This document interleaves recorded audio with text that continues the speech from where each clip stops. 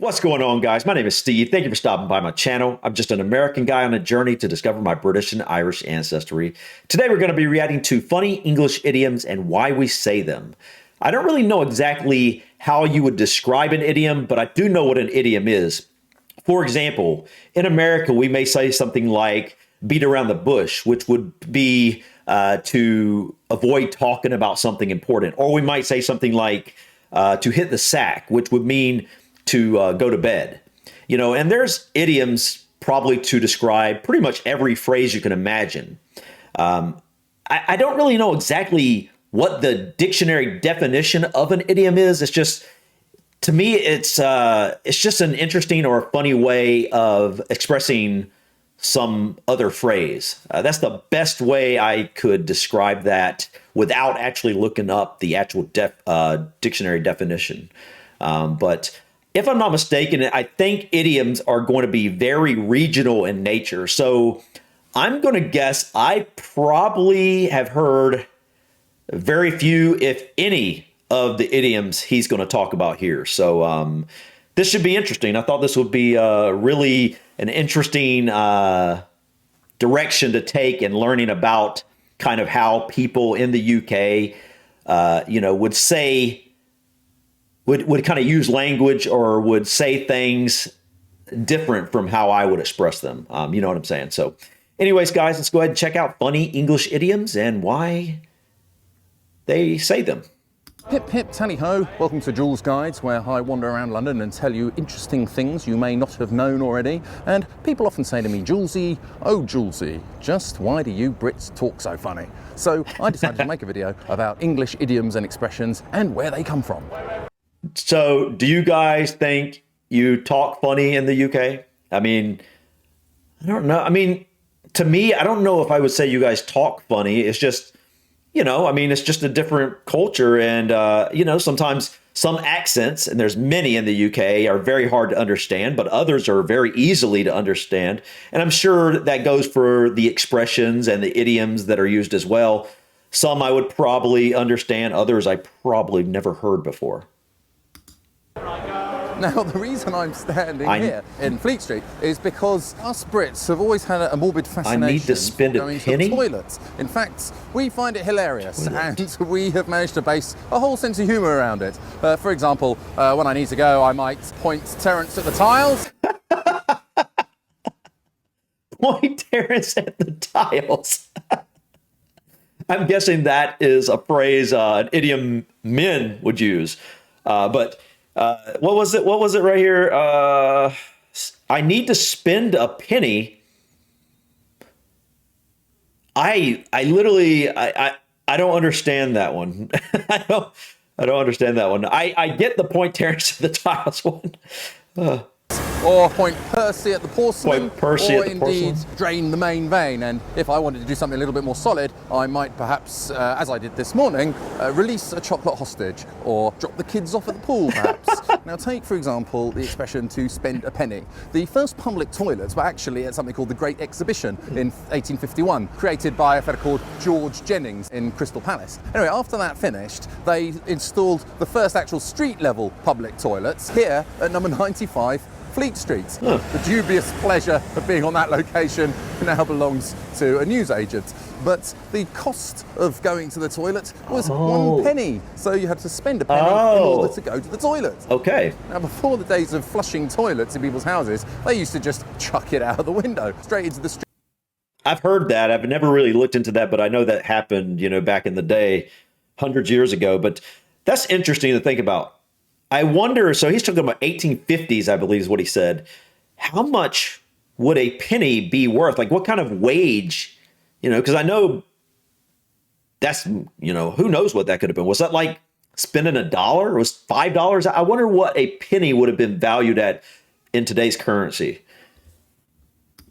Street below, and that's why some of these houses along Fleet Street still have the overhanging fronts, because those are the original Tudor buildings in the olden days, so that people could shout "Gardez-vous." Are you serious? That's what that's about? So that people don't, like, I guess, throw it down onto other people's windows or something? I don't know. That's really interesting. poo, and then chuck out their poo, and it would clear the pedestrians directly beneath them. Oh, wow. And it would just land directly into the road. Garde-loup, in fact, comes from a corruption of the French garde-l'eau, which means be careful. Can you imagine? Can you imagine that being a thing nowadays? Like, that would be gross. Can you imagine walking down the street and there's just, well, never mind. There's always San Francisco in America. Yes, you will experience that. Definitely a place I wouldn't want to go. San Francisco in America. Careful of the water I'm about to throw. Now, did you ever hear someone say it was so quiet you could hear a pin drop? I know that one. Well, the reason why I'm outside I don't know why. Twinings here in the Strand is because in 1706, Thomas Twining opened up the first tea room here in London. And you notice the logo above there, he put that up in 1787. And that is the oldest company logo still in operation in the world.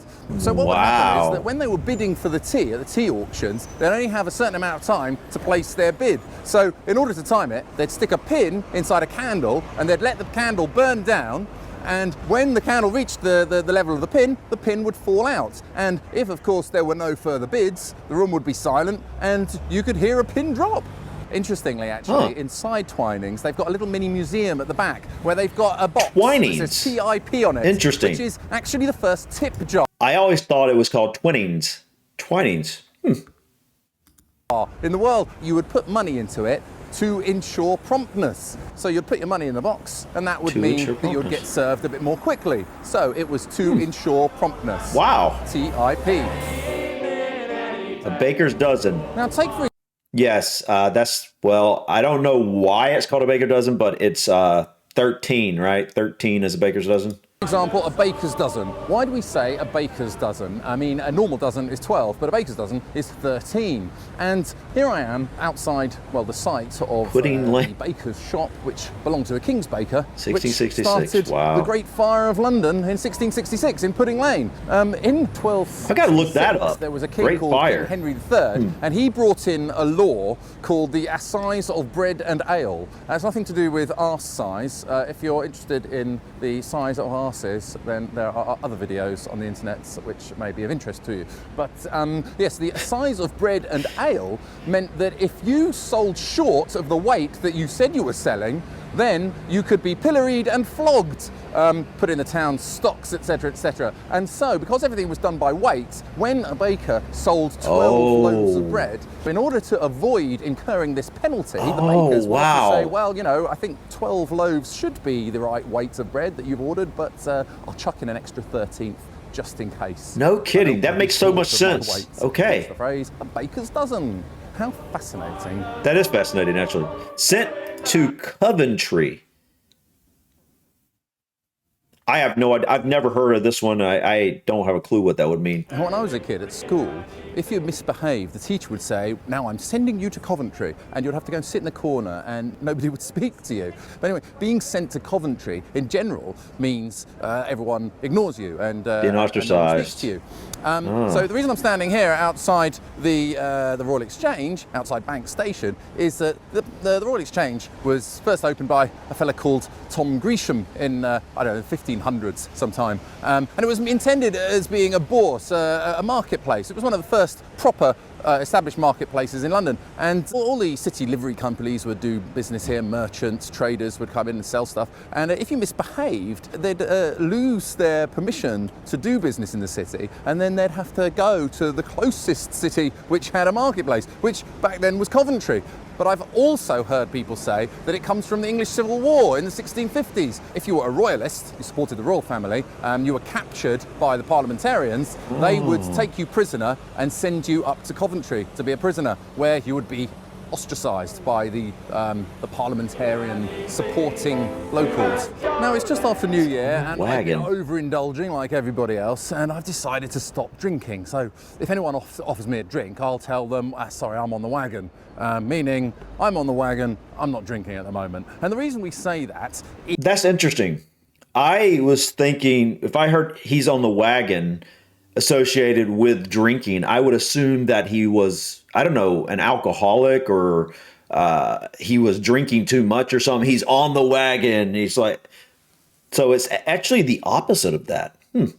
Is because, well, here at St Giles in the Fields Church, is where the condemned prisoners who were on their way to be hanged at Tyburn Gallows, back in the old days when they used to do the hangings up in Marble Arch, they would stop here and the good people from the church would offer one last drink to the condemned man here at the pub next door, which in those days was called the Resurrection Gate. So they'd go for a drink, then they'd have to get back onto the wagon, and their feet wouldn't touch the ground again until they reached the gallows and were dead, actually. So this would be the last time their feet would touch the ground. They'd generally be bought one drink, and if anyone said, "Hey, do you want another drink?"